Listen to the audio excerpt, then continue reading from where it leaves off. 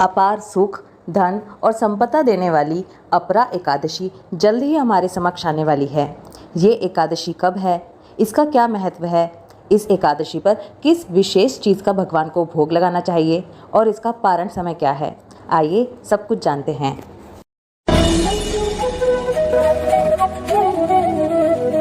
ज्येष्ठ मास के कृष्ण पक्ष की एकादशी को अपरा एकादशी कहते हैं।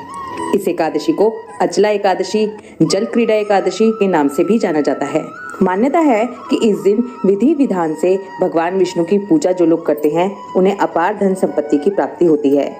वहीं इस दिन विष्णु सहस्त्र नाम के पाठ से भी भगवान विष्णु प्रसन्न होते हैं और सुख समृद्धि का आशीर्वाद देते हैं। विष्णु पुराण के अनुसार इस एकादशी पर व्रत रखने से भक्तों को अक्षय पुण्य की प्राप्ति होती है और सभी पापों से मुक्ति मिलती है।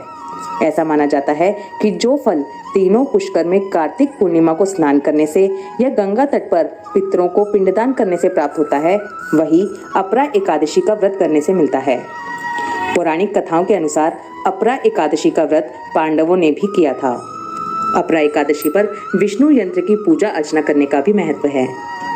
अपरा एकादशी के दिन अनजाने में हुई गलतियों और पापों को नष्ट करने के लिए भगवान विष्णु की पूजा की जाती है।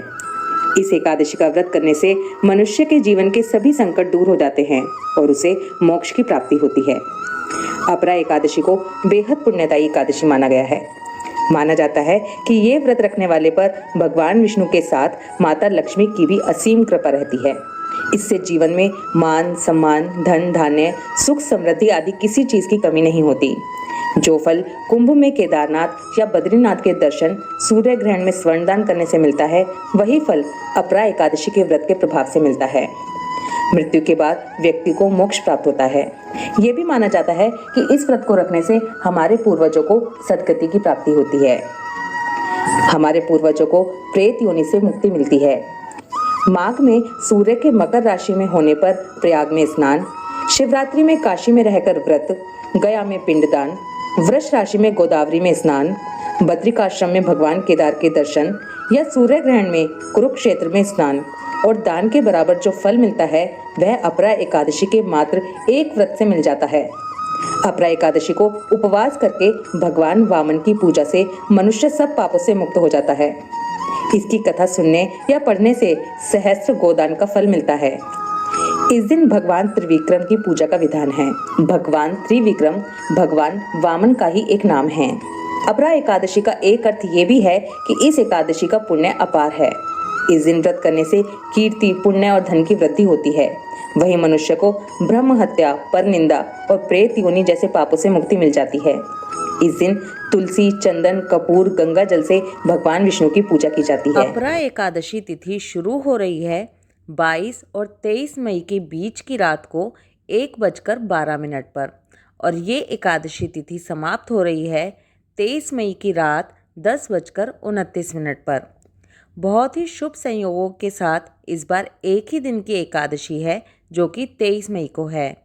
सभी संप्रदायों में, सभी मंदिरों में एक ही दिन एकादशी मनाई जाएगी जो कि 23 मई को है। दशमी के दिन एक समय भोजन करेंगे। सूर्यास्त होने के बाद कुछ नहीं खाएंगे। ब्रह्मचर्य का पालन करते हुए जमीन में सोएंगे। एकादशी के दिन सुबह जल्दी उठेंगे। पानी में गंगा जल और तिल मिलाकर स्नान करेंगे। पूरे घर में गंगा जल के छींटे लगाएंगे। इसके बाद साफ सुथरे वस्त्र पहनकर पूजा की तैयारी करेंगे। सुबह से ही मन में भगवान विष्णु का स्मरण करते रहेंगे। सबसे पहले हाथ में अक्षत, जल और द्रव्य लेकर अपने व्रत का संकल्प करेंगे। अपने सेवित श्री विग्रह को पंचामृत या गंगा जल से स्नान कराएंगे। उसके बाद भगवान का चंदन लगाकर सुंदर श्रृंगार करेंगे। इसके बाद मंदिर में घी का दीपक जलाएंगे। भगवान विष्णु के वामन अवतार की पूजा करेंगे। भगवान को पुष्प माला पहनाएंगे। माला पहनाने के बाद भगवान को फूल, नारियल, सुपारी, ऋतुफल, धूप, दीप, घी, पंचामृत, अक्षत, तुलसी, लाल चंदन, मिष्ठान आदि अर्पित करेंगे। भगवान को पीला रंग बहुत ही प्रिय होता है, इसलिए भगवान को पीली मखाने की खीर का भोग लगाएंगे। अपरा एकादशी के दिन भगवान को ककड़ी का भोग भी जरूर लगाना चाहिए। भगवान को तुलसी पत्र जरूर अर्पित करें। एकादशी के दिन तुलसाजी तोड़ी नहीं जाती, इसलिए पहले से ही तुलसाजी तोड़कर रख लें। भगवान विष्णु के साथ साथ माता लक्ष्मी की भी षोडशोपचार पूजा करें। व्रत कथा सुने, एकादशी माता की आरती करें, विष्णु चालीसा का पाठ करें, विष्णु सहस्त्रनाम का पाठ जरूर करें। इसके बाद तुलसी माता की भी धूप दीप आरती करें। सूर्य नारायण भगवान को जल अर्पित करें। ओम नमो भगवते वासुदेवाय नमः इस मंत्र का जाप पूरा दिन करते रहें। शाम के समय कूटू या सिंगाड़े के आटे से बना फलाहार लेकर अपना व्रत खोलें।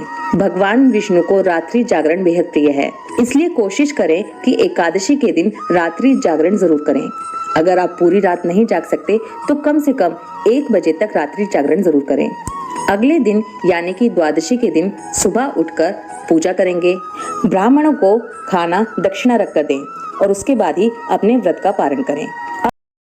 चलिए अब एकादशी तिथि का पारण समय जान लेते हैं। एकादशी व्रत का पारण 24 मई सुबह 5:29 से लेकर सुबह 8:11 के बीच में किया जाएगा। इसी अवधि के बीच में हमें अपने एकादशी व्रत का पारण करना है। आप लोगों के साथ एक और बात शेयर करना चाहती हूँ। ज्येष्ठ मास सबसे गर्म महीना माना गया है, इसलिए ज्येष्ठ मास में जितना हो सके उतना पानी का दान जरूर करें। अपने घर के बाहर पक्षियों के लिए पानी जरूर रखें। आई होप इस वीडियो में दी गई इन्फॉर्मेशन आपके लिए हेल्पफुल होगी। इस वीडियो से रिलेटेड कोई भी सजेशन या क्वेश्चन अगर आपके पास हो तो कमेंट जरूर कीजिए। वीडियो पसंद आए तो वीडियो को लाइक कर दीजिए। ये जानकारी सभी लोगों तक पहुंचे, इसलिए वीडियो को जितना हो सके उतना शेयर कीजिए।